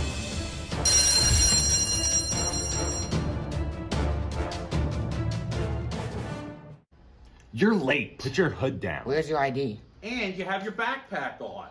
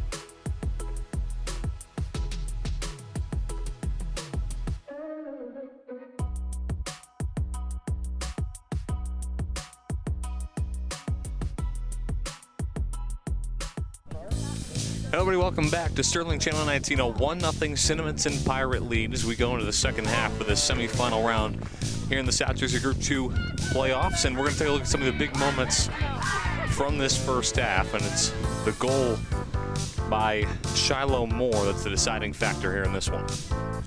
Yeah, and one thing I want to point out from that first half that Cinnaminson did a really good job of is playing calm. They kind of stuck to their game plan. They didn't really change it just because Sterling's a much more talented team. You take a look at that, just a bad bounce on the grass there, and it goes and it doesn't find the back of the net. And a great save here from Lee Simpson, which actually it went off the right post. Simpson kicks it at the perfect angle to the point where it goes off that second post, does not get fully behind the line, and keeps this a 1-0 game. But glad you're with us here on Channel 19, the second half of this semifinal round, the half that will decide who moves on to the finals that will be played this Monday, November 6th. If Sterling wins it, they will host it on Monday, but if not, it'll be their first loss of the season, their third straight loss to Cinnaminson. And they've never beaten Cinnaminson, so a big test for the Lady Knights here in this second half. I'm Brian McLernan, joined by Connor Strauss, Travis Schmid on the broadcast, the goalkeeper for the boys soccer team. Travis, how are you thinking about this game? Good. I think just the effort in the first half was there from both teams. That goal that was scored early on by Cinnaminson, that was just good players make good plays, and it was just a beautiful effort just to win that ball and just put it right past Maddie. And remember, in that Ocean City game in the Coaches Cup, they were down 2-0 at half, came back to win it 3-2. So this team very familiar with being down, especially in a high-intensity situation like the semifinals. These girls just never seem to be out of a game. Yeah, no matter the score, it feels like these girls never really quit. They're always in games, no matter what. So there's a ton of fight on this Sterling side of the ball. Here's Moore with it.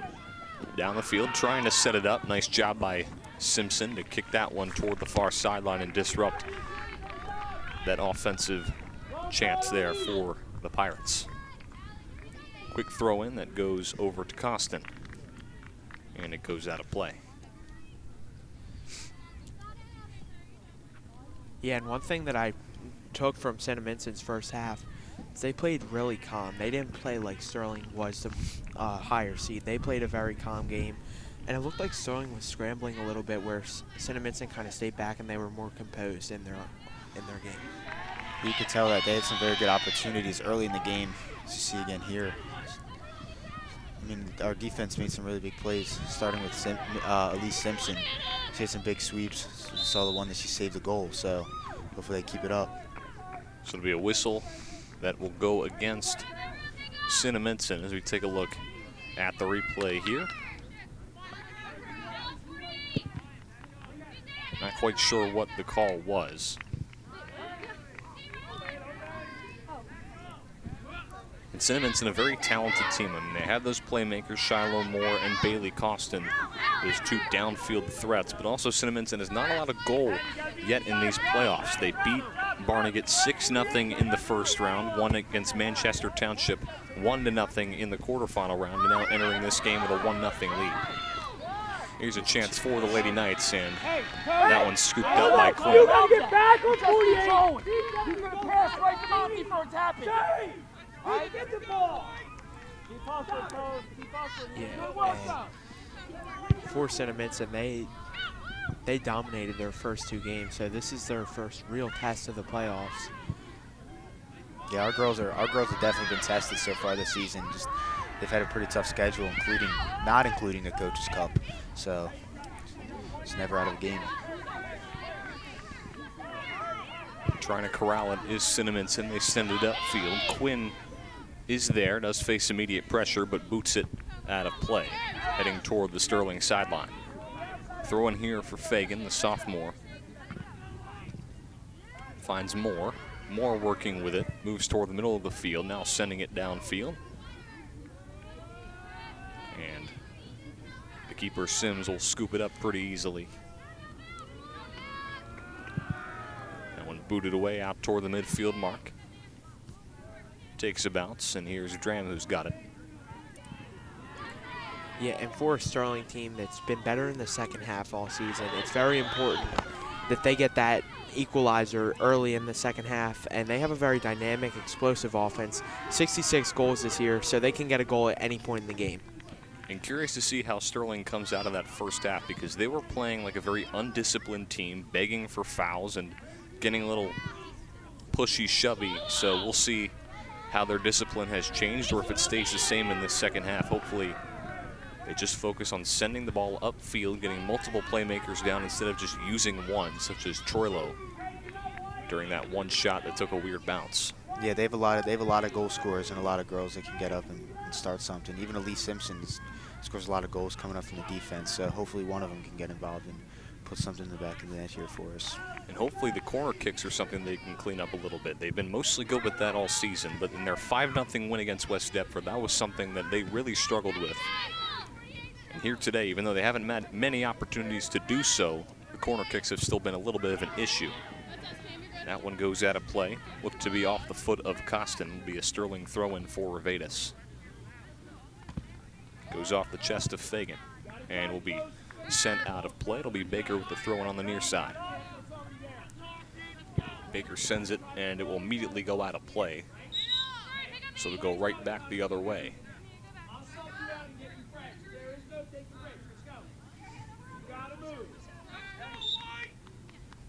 So a throw in here for the Pirates. Vedas played it off a bounce, trying to find Troilo, sends it downfield. Nobody there for the Knights. Clear space for Evans, who will send it out of play. Quick throw in for Baker. Takes a bounce and goes out. Seems like they're really trying to go quick here and just get the ball up the field. So hopefully that's maybe that's some focal point at halftime. So hopefully that works for them. They do need to get restarts though, because they're very dangerous with that corner kicks, free kicks, really just anything in that area our girls can generate goals from. So kicked out of play. Baker with the throw-in. Toward the middle. Sent back toward the sideline. Baker working with it. Nice job by the Pirate defense to lock down, and that one eventually kicked out of play off the left foot of Baker. Yeah, and Sterling's offense really has to wake up in the second half. And huge credit to Cinnaminson defense, because they've really been able to shut down Sterling's offense, which has been a focal point of their game all season. Take a look at the last play right here. And I mean, the Lady Knights, they've had a decent amount of opportunities in that first half, just haven't been really able to capitalize. Here's one here for Troilo. Troilo looking to cross, trying to find Dram. Gets a weird deflection. And Cinnaminson clears it out of play. So probably one of the best chances Sterling has had all day, and they're not able to capitalize.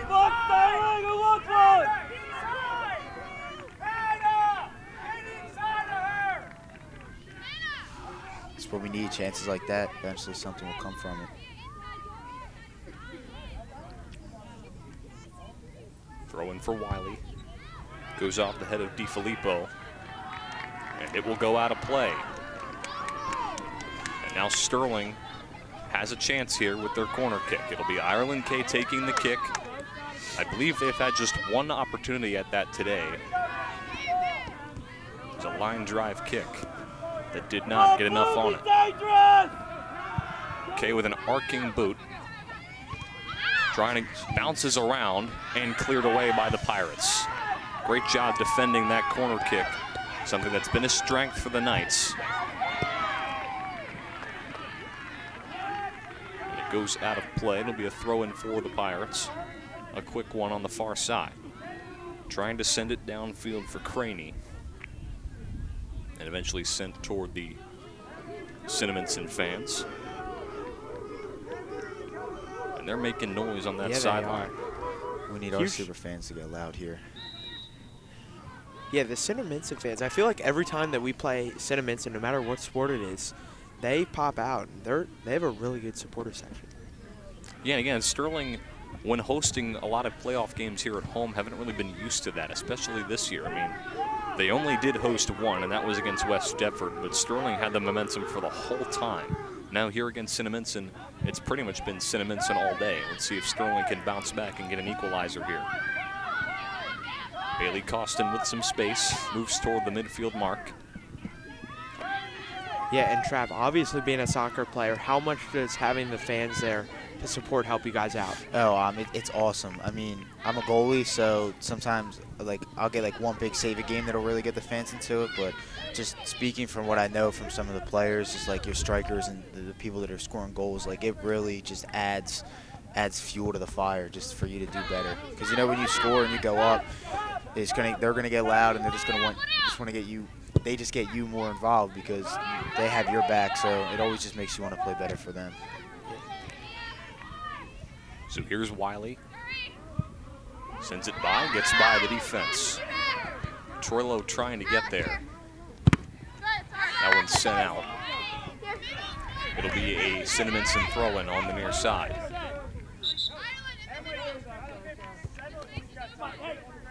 It'll be Hannah Fagan, the sophomore, throwing it in.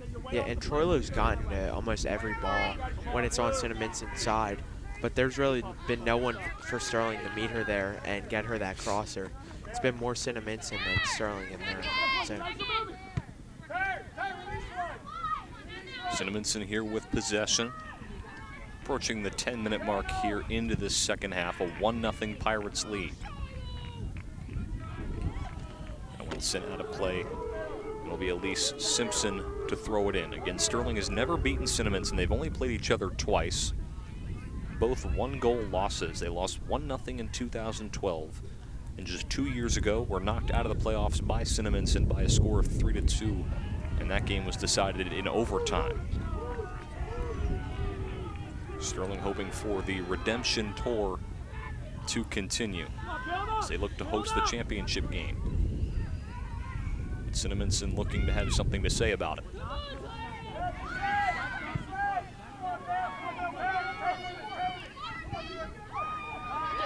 That one sent up perfectly for Fagan. Revetis on the defense. Fagan working with it on the near side of the field.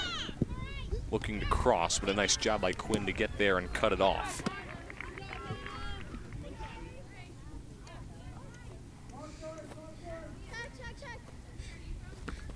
So we're over 10 minutes into the second half, and I still think that Cinnaminson has looked dominant going into this half and in this half.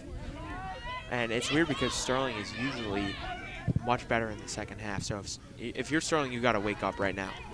Yeah, Cinnaminson playing this right, just really kind of just putting passes together and just they're controlling the pace of the game. I just think we need to start getting some chances here. Just let momentum flip sides here. I mean, still plenty of time to go in the second half, so you do have time to work with, and it is only a 1-0 game. So, I mean, especially with the chances that the Pirates have had, besides that one breakaway, it really hasn't been too much offensively for the Pirates either. Yeah, but if you're Sterling, you were one bad bounce away from this either being a tie game or one bad bounce away from this being a 2-0 game. So you just, if you get the right balance, it's a tie game. Working with it in this near corner. Pass back over to Costin. Costin trying to cross it over to Moore. A nice job by Quinn to send it downfield. Nobody there for the Lady Knights. Now Wiley comes in. And now here's Dram. Back to Simpson. Simpson boots it on a line.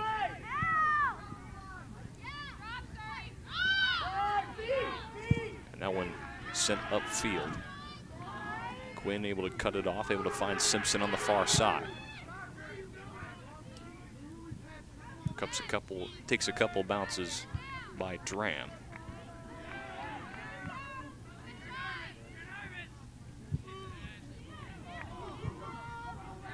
Still bouncing around. Wiley sends it downfield.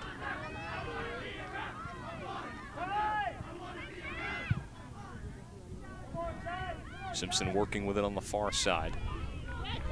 Working against Hymanson.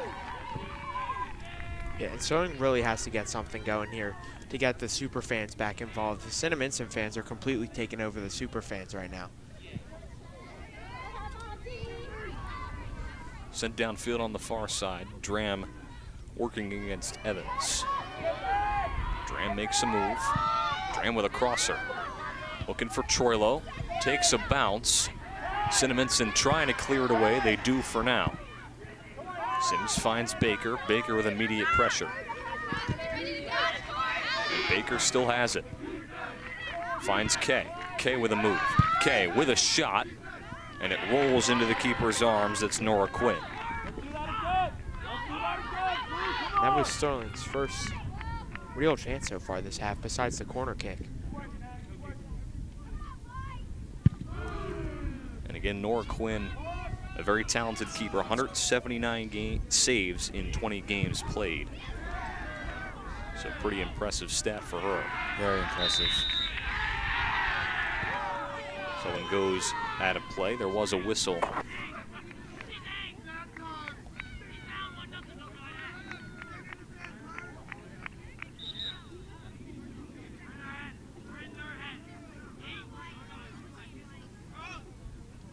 14.5 minutes into this first half as that's booted upfield. Goes off the head of Quinn. Skied in the air. It's off the foot of Wiley. Now here's Kay around midfield. Passes it over to Dram. Dram sends it up for Kay. Kay with space. Nice job by the defense to get there. Cuts off the passing lane for Troilo. Now here's Baker. Baker takes a far shot, and it goes right into the keeper's arms.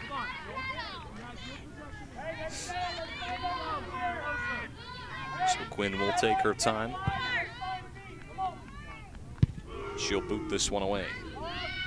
Bounces a little bit short of midfield. Passes it over to Fagan. Fagan with plenty of space, sends it downfield.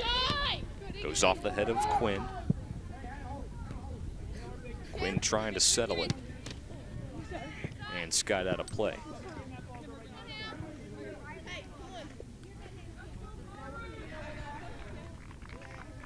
Take a look right here, a bit of a shot to the face. Whoops. Crosser toward the middle. Good chance here for Cinnaminson, but the shot too strong. Off the foot of Costin. And realistically, that was Cinnaminson's real first chance at getting a goal on the board here in the second half. Yeah, we haven't seen a lot of offense from either side, just a lot of midfield play from both teams. Yeah, Put it away. Just need to get some people up the field here. Just start looking for chances. Cinnaminson's kind of controlling the midfield. And almost just playing possession. Nice job by Whalen to cut it off. Kay and Whalen working with it, sends it up for Dram. Dram with a nice cut. One-on-one move, a nice move there. Trying to get by. Trying to get a cut, but kind of loses her footing. And it's sent back up the field. Costin versus Simpson goes out of play. You take a look at the move by Dram, kind of lost her footing. Here's the throw-in. And it goes out of play. Another throw-in for the Lady Knights.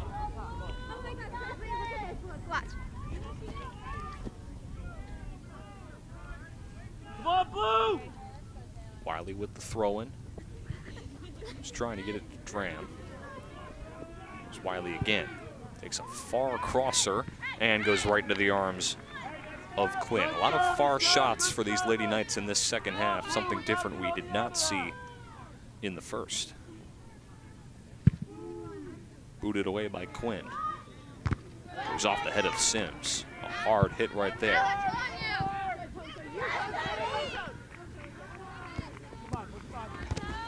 Troilo working with it toward the corner.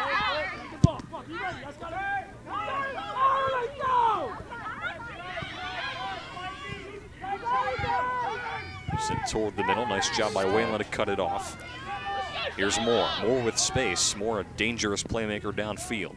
Trying to find Costin, but it gets by her.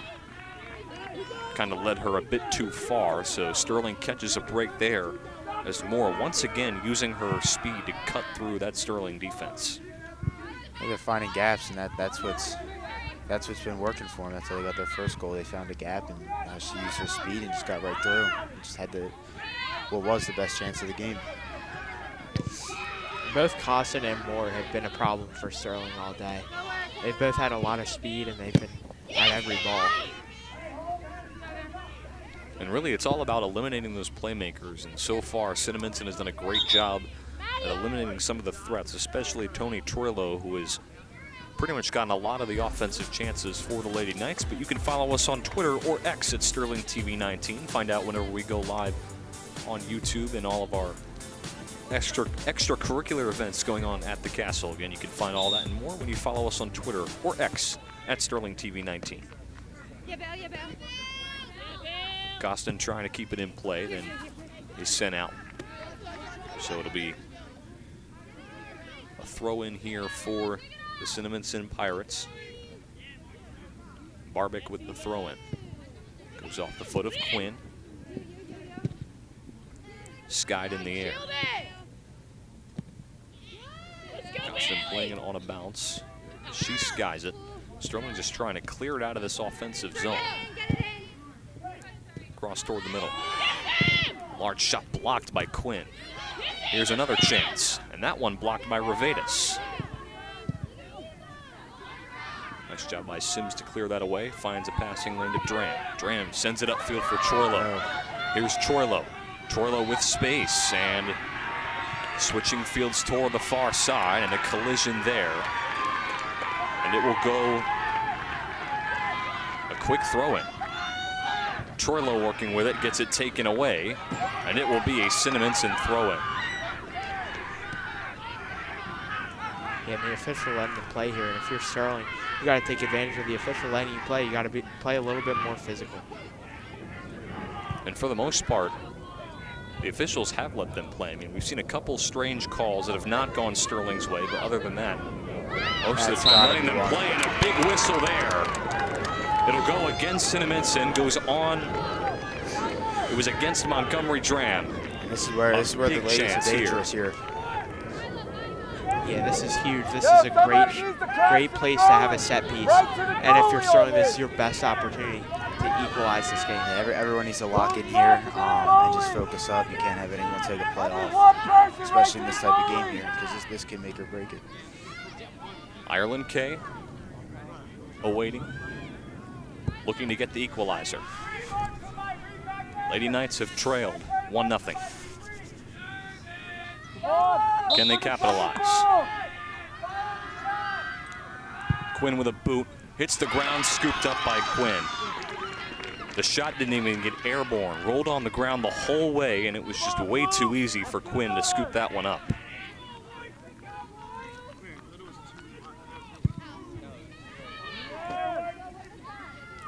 Yeah, so I think Kay was trying to get under the wall there, but a great job from Cinnaminson's keeper, Nora Quinn, to recognize that and make the save. Yeah, that always throws you off, especially, I mean, I'm a goalie myself, so you always have to be alert for that. You always kind of expect the shot to be someone's going to try to put it top ends or put it in there for someone to put a head on and try to put it in the back of the net. Going under can really throw you off as a keeper, so props to her for being alert. Chance here for the Pirates. The last thing Sterling leads is another goal, and Cinnaminson gets just that. Shiloh Moore with a commanding goal for the Cinnaminson Pirates makes this 2-0. Yeah, and Cinnaminson caught Sterling still on the attack from the set piece, and they were able to capitalize, get numbers going the other way, and get that second goal. Just gets by Sims right there. 18 minutes of what Sterling needs to have their best soccer. It is now down 2-0 here. It's over 20 minutes. And you gotta put people up the field here, which it looks like they're doing. They're just going to, looks to be a 2-back. Push Elise up a little bit here, so. So Quinn has it for now. She'll look to boot it away. Cinnaminson has commanded this game through its entirety, I would say, for the most part. They have looked locked in today. Contact there, no call. Gets by Simpson, sent upfield and goes out of play. Yeah, and Cinnaminson, a team that has struggled on the road, their fans have made this feel like a home game for them, and I think that's been a huge part in Cinnaminson's success up to this point. Can you see there's been no let-ups? The students that came here took the ride down from Cinnaminson and really kind of gotten them involved in this game. So, I mean, in Cinnaminson, what they've been able to do to limit some of the best players on this Sterling roster, I mean, Montgomery Dram, Tony Troilo, Ireland K, just taking some of the best parts of their game away and just making this all about Bailey Costin and Shiloh Moore, the two big playmakers for Cinnaminson that have helped them a lot in the long run. Shiloh Moore with 26 goals this year. Yeah, and it looks like that they're almost man-marking either Montgomery or Antonio Troilo, so you can see that's gonna, this is a foul there. when we have the ball, they're throwing a defender and they're just following around Monty and Tony. So I guess they know what they have to do here to stop chances. Lady Knights looking to avoid their first loss of the year. But again, they are familiar with, well, they might not be familiar with Cinnaminson, but they are familiar with coming back, being down by multiple goals. They've done so multiple times this year. The hope for them is that they can do it again and send this team to the championship. Big chance for the Pirates, and nice job by Sims to scoop it up. She'll boot it away. Out towards midfield. That one gets by. Quinn able to send it toward the far side. Cinnaminson keeps it in play. It's across toward the middle. Revetas can't get there. It gets by her. Moore looking for a shot chance. A nice find over toward the 18. Here's a shot, just misses. Shot coming off the foot of Bailey Costin, off balance. Take a look at the replay right here. And Cinnaminson has done a great job at taking advantage of Sterling's mistakes. I mean, in that first half, they played a little undisciplined, begging for fouls and couldn't really get their way, and getting a little shovey as well, showing their emotion out there on the field. And especially in this type of setting, can't really do that. Yeah, Cinnaminson has stayed very composed throughout this whole game, especially in somewhat of a sloppy first half. A weak corner kick from the Pirates. Crosser toward the middle. Looking for a shot, and that one misses wide to the right. Goes off the foot of Barbic. Less than 15 minutes to go in this second half. Cinnaminson 15 minutes away from ending the Lady Knights' historic season. And Cinnaminson kicked Sterling out of the playoffs just 2 years ago. Looking to do the same here, but Sterling, a team that does fight, so don't count them out just yet. Yeah, Sterling now, they have to send a lot more players up, make sure that they have their offense all the way up. Here's Troilo, crosser. It gets by, a bit too strong as she sends it over to Cesada. Yeah, I really think Sterling needs to prioritize is getting people up here and getting people in the box. Here's a shot, swatted away. There's a chance to sneak that one in, and Quinn dives on top of it. What a play by Nora Quinn, saving what would have been a big goal for the Lady Knights, and what would have cut this Cinnaminson lead down to 1. Yeah, and well defended by Nora Quinn, but Sterling didn't have that many players up. I think Sterling, there's only 15 minutes left and you're down 2 goals. You got to send more people up. When you have those chances inside the box, you kind of need to get as much people as you can in there, especially because of that. If a rebound comes up, someone needs to be able to crash that. Nice job by Cinnaminson to disrupt that opportunity, and a whistle. I just think go against Cinnaminson there. We're 1 goal away from. We really need to find the back of the net here. I think it'll flip the outcome of this game. And we can talk about some of the things that happened in that first half. The unlucky bounce from the shot from Troilo as a deciding factor potentially in this game. That one takes a strange bounce. Cinnaminson trying to clear it.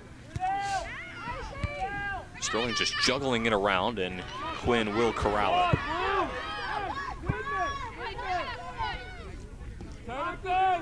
About 12 minutes left unofficially here in this one. Skied away, gets over the head of Cesada as we were looking at the replay there.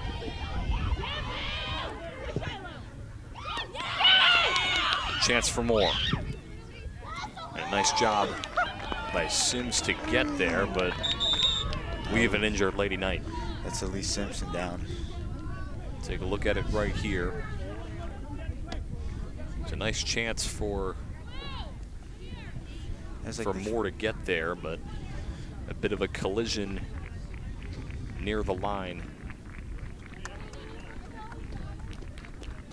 Hopefully Simpson's okay. She's been a force defensively for the Lady Knights She has. That's another goal, possible goal that she just saved, and you saw the one in the first half too, clearing it right off the goal line. So she hustles. She never gives up on a play.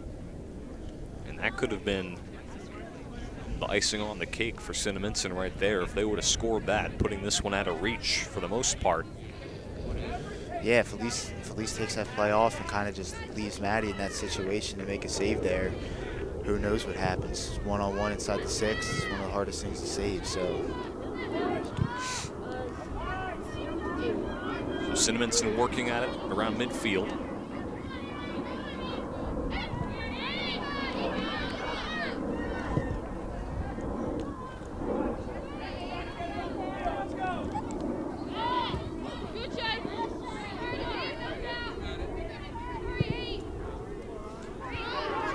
That one sent upfield for Kay.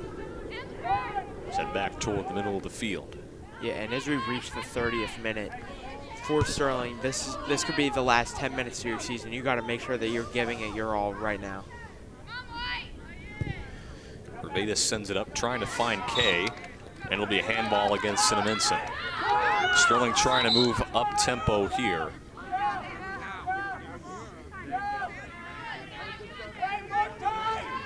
Big chance for the Lady Knights here. About 10 minutes to go, trailing it by 2. A goal for the Lady Knights cuts this lead down to 1. Bounced around. Still in Sterling's possession. Here's Dram with it. Pass over to Simpson. Simpson looking to find a crossing lane. Tries to crosses it. Corner, you got to go quick here. It's blocked by Passetti. It'll be a corner for Kay. You're right, Travis. You've got to move quickly here. Urgency. Everyone needs to be alert here. Kay raises the arm. Nice corner there, and a great catch by Quinn. Able to disrupt that opportunity for the Lady Knights, something she's been able to do all day. Take a look at the replay here. Just goes right into her arms, juggled it for a moment, but was able to keep it. And for right there, that's a tough moment for a goalie, Travis. In that type of moment, how does the urgency impact you, especially when they're moving quick tempo? Yeah, that there's a chance there, especially just like that. When I know that there's not that much time left in the game and my team's either up or down, I have to be alert because I can't let anything just get by me. As my teammates always tell me, Anthony Ortiz, Dean Collins, any time a situation like that happens, they would just tell me to be brave, be great. So I kind of live off that. But it's definitely like one of the toughest things there, because if I cheat forward and I go to, I think I can play a ball, and there's 10 other people in the box with me, and that just leaves my teammates out to dry. There's a wide open net. So yeah, it's definitely very hard. Take a lot of thought and concentration to 6 corner kicks. Some quick pressure there by Costin. Costin working against Quinn. Quinn moving it toward the far corner. She'll keep it in play, tries to find Baker.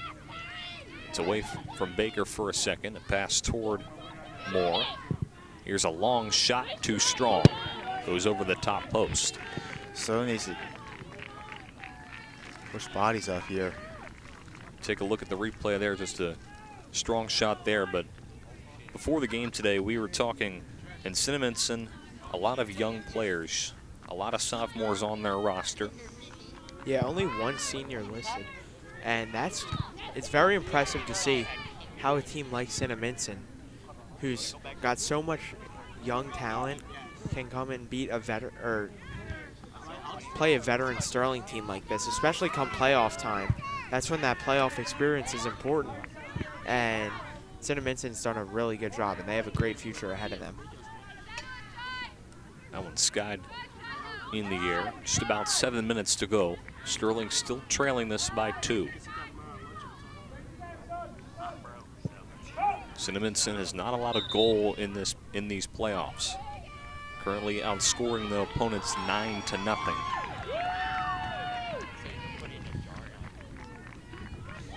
They won 6-0 against Barnegat in the first round, 1-0 against Manchester Township in the quarterfinals, and lead this one 2-0 with about 6.5 to go. And for Cinnaminson, if they're able to beat this Sterling team, would probably be a huge momentum shift for them as if they do win this, it would be a huge momentum shift going into the championship. Yeah, so Brian, you mentioned that they're outscoring opponents 9-0. The clean sheets are arguably the most important thing to have in soccer, because obviously soccer's a game where we saw just one bad bounce can determine the outcome of the game. So if you don't let up a goal and you so happen to just get one like bad bounce or one good chance, then you win the game. It's just how it works, sadly.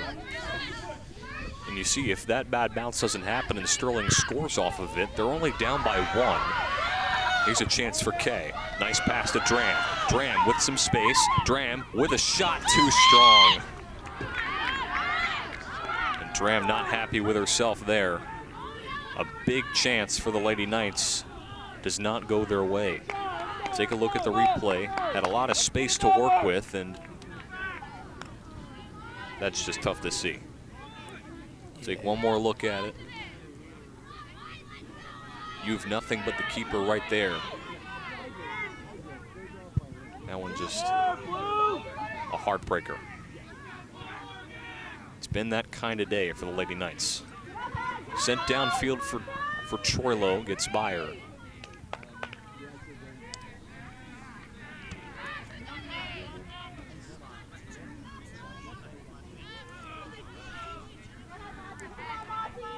Here's Dram working with it, takes a fall. Nothing called. Superfans can't believe it. That one sent up, goes off the foot of Ravatus, trying to send it for Sasada. Yeah, as you see now, Cinnaminson is really kind of just packing it in. They have about 6 girls back here on defense.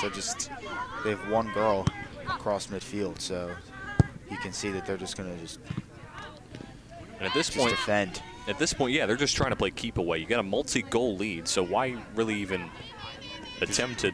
I mean, you could try and score again, but with a 2-0 lead with about 4 minutes left, you should start feeling a bit confident. Sterling going to have to move quickly here if they want any chance at making this a game. Yeah, and for a Sterling team that has not gotten shut out except in the Coaches Cup final, where they still ended up advancing where they ended up winning in PKs. It's weird to see the offense shut down like this, but a lot of credit to Cinnaminson's defense, who've played a phenomenal game. Yeah, they've looked locked in. They've looked dominant today. They're a focused team that, if they can pull this one out, would be very dangerous in that championship. And if they do advance, no matter who they play, they would not host it because of being the lowest seed of the 4 teams remaining. Yeah, and this would also be a huge momentum for the Cinnaminson team, especially being, as Connor mentioned, they're very young. So this is going to fuel and give these young players who haven't played in these situations before so much momentum going down the stretch. That one cleared away. Another offensive chance. Cinnaminson just has it packed in here.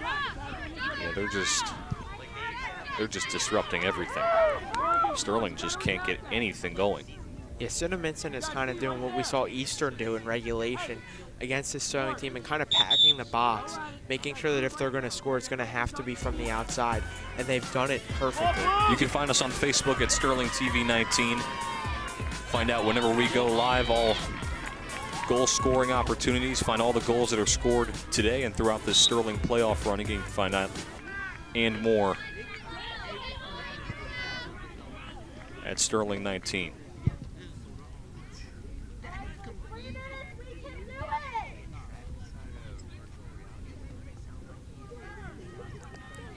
Less than 2 minutes now to go in the second half. Sterling, at this point, looking for a miracle.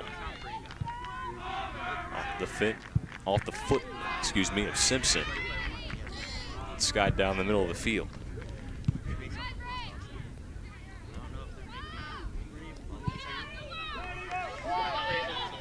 Here's Zada with it. Sterling really just needs to just get the ball in the box here. And right now, with this limited time, they don't seem to be moving with a lot of urgency. They just look defeated out there. they're trying to string passes together and really just kind of just bomb the ball forward. I mean, just about a minute left unofficially. And if Cinnaminson pulls this out, be their third straight win against Sterling since 2012.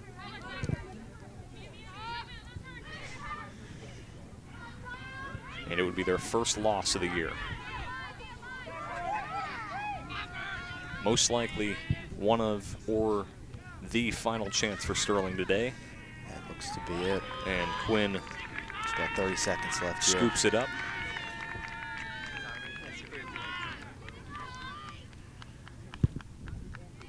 Quinn skies it away out towards midfield.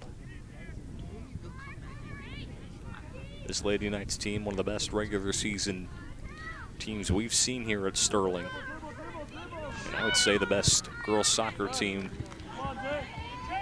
Yeah, I mean, all they were able to accomplish this year is just insanely impressive. The Coaches Cup, the conference, the undefeated record. Yeah, the first Sterling team to win the Coaches Cup. So don't let this game fool you. This was a phenomenal team all year. And the best I've ever seen. For sure. Final seconds. They shouldn't really be disappointed in anything. I mean, obviously you're going to be upset that you lost this game here at home. You don't get to play again, but I mean, there's so much more positives that this season do you get to walk away with. Seconds remaining here in this one. Sterling probably with their last chance here. Okay, crossing it over. And Cinnaminson will try and clear. Shot for Dram. And Quinn will get there. Quinn will just take her time with this one. No need to rush anything. She'll sky it away.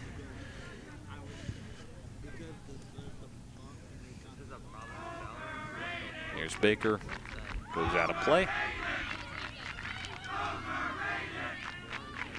Seems like Cinnaminson will just put it in play and that'll do it. Sent upfield. And that is it. The Cinnaminson Pirates come into Sterling once again. Take down the Lady Knights and they're moving on to the South Jersey Group 2 championship game. They'll face either Delran or Seneca. And just a heartbreaker for the Lady Knights today. Yeah, just a heartbreaking way for Sterling to go out to what was a phenomenal season. A historic season for the Lady Knights ends in heartbreak. But a well-fought,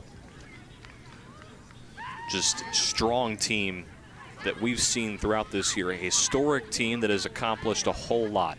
An undefeated season, a Coaches Cup championship, just complete dominance throughout the whole year, and unfortunately, this is the way it ends. Very unfortunate. But a lot of credit to these Cinnaminson Pirates. They came in with a tough challenge, taking down one of the best teams in South Jersey. They came into their house, they came into the castle and took care of business, shutting out Sterling, getting 2 goals on the board, having their momentum last for almost the entirety of this game. Just what an effort from both teams today, but Cinnaminson is the team that comes out on top. And this one a tough scene if you're a Sterling fan here today.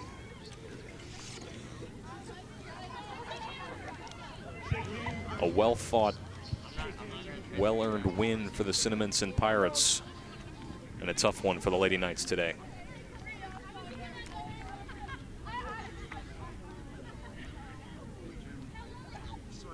Both teams lining up to shake hands, to congratulate each other.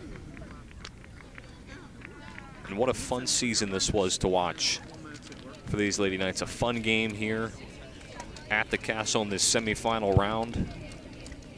The Cinnaminson Pirates with a 2-0 win here at the castle. We're going to take a look at the first goal scored by Shiloh Moore. Just got by Quinn. Had some space, and this was early on into the game. Just got by Sims, found the back of the net, and that gave them a 1-0 lead. That's pretty much all they needed, but it was also an almost goal by the Lady Knights that we will look back to as a what-if scenario on what would have happened if that goal was scored by Tony Troilo. That is one of the most unluckiest bounces I've ever That's such seen. an unlucky bounce. I mean, you couldn't have put that ball any better if you're Troilo. No, she put it where she had to put it.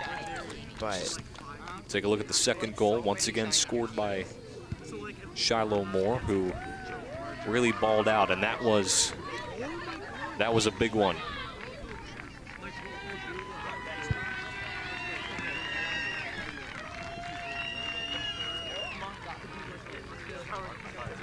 So a tough scene for the Lady Knights today, a 2-0 loss that will end their season, but a historic one at that. A season that will be remembered here at the Castle for years to come. And that is going to do it here on Channel 19. Basketball season coming up in the middle of December. We will see you then. And until then, I'm Brian McLernan. Thanks to Jake Clark, Connor Strauss, Travis Schmidt hopping on the broadcast, Dan Leakin as well. Thanks to Mr. K and all of our tech crew today for coverage of a wonderful fall season. But the winter season soon approaching. Boys basketball will be coming up soon. Travis Schmidt, we'll see you out there on the court. I'll see you guys. And we'll see you guys soon in December. Thanks to everyone for watching this terrific team go on this historic run. I'm Brian McLernan saying so long.